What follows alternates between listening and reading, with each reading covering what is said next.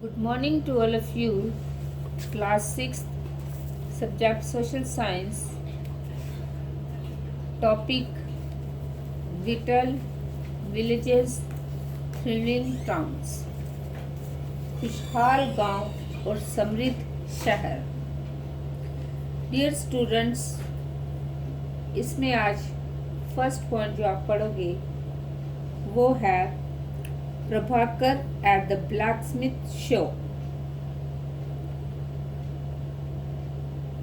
Prabhakar sat watching the smiths at the local shop. There was a small bench on which iron tools like axes and sickles were laid out, ready for sale. A bright fire was burning and two men were heating and beating metal rods into shape. It was very hot and noisy, and yet it was fascinating to watch what was happening. Prabhakar लोहारों का काम करते देख रहा था. एक छोटी सी bench पर कुल्हाड़ी और हंसियां जैसे कुछ औजार बेचने के लिए रखे थे. दूसरी ओर भट्टी जल रही थी. औजार बनाने के लिए दो लोग लोहे की एक छड़ को गरम कर उसे पीट रहे थे. प्रभाकर को ये सब बड़ा मज़ेदार लग रहा था. इसमें सेकंड पॉइंट है आयरन टूल्स एंड एग्रीकल्चर, लोहे के औजार और खेती. We often take the use of iron for granted today. लोहे का प्रयोग आज एक आम बात है. Things made of iron and steel are a part of our daily lives. लोहे की चीजें हमारी रोजमर्रा की जिंदगी का हिस्सा बन गई है.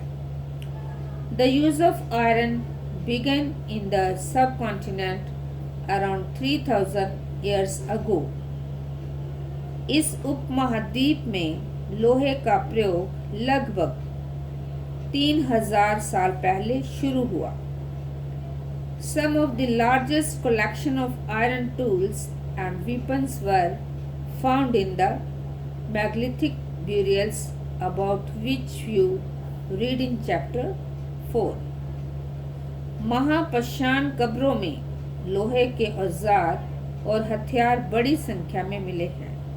इनके बारे में तुम अध्याय 4 में पढ़ चुके हो. Around 2500 years ago, there is evidence for the growing use of iron tools. करीब 2500 वर्ष पहले लोहे के औजारों के बढ़ते उपयोग का प्रमाण मिलता है. These included axes for clearing forests and the iron plowshare. इनमें जंगलों को साफ करने के लिए कुल्हाड़ियां और जुताई के लिए हलों के फाल शामिल हैं. As we had seen, chapter 5, the plowshare was useful for increasing agricultural production. अध्याय 5 में तुमने पढ़ा था कि लोहे के फाल के इस्तेमाल से कृषि उत्पादन बढ़ गया. अब थर्ड पॉइंट जो है आपका other steps to increase production irrigation. कृषि उत्पादन बढ़ाने के लिए उठाए गए अन्य कदम सिंचाई. The Kings and kingdoms you have been reading about could not have existed without the support of flourishing villages.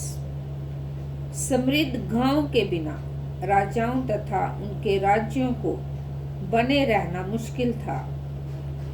While new tools and the system of transportation increased production, जिस तरह कृषि के विकास में नए औजार तथा रोपाई महत्वपूर्ण कदम थे। Irrigation was also used. Irrigation works that were built during this time included canals, wells, tanks, and artificial lakes. If you look at the chart, you will find that some of these stages in the construction of irrigation works are mentioned. तो समृद्ध गांव के बिना राजाओं तथा उनके राज्य को बने रहना मुश्किल था। जिस तरह कृषि के विकास में नए औजार तथा रोपाई अध्याय 5 महत्वपूर्ण कदम थे, उसी तरह सिंचाई भी काफी उपयोगी साबित हुई। इस समय सिंचाई के लिए नहरें, कुएं, तालाब तथा कृत्रिम जलाशय बनाए गए। तो अब आपको इधर बुक पेज नंबर 80 पे एक चार्ट दिया हुआ है। If you look at the chart, you will find that some of the states in the construction of irrigation works are mentioned. तो जो irrigation का काम है वो 80 पेज पे मेंशन किया हुआ है। Who live in the villages? गांव में कौन रहते थे? There were at least 3 different kinds of people living in most villages in the southern and northern parts of the subcontinent.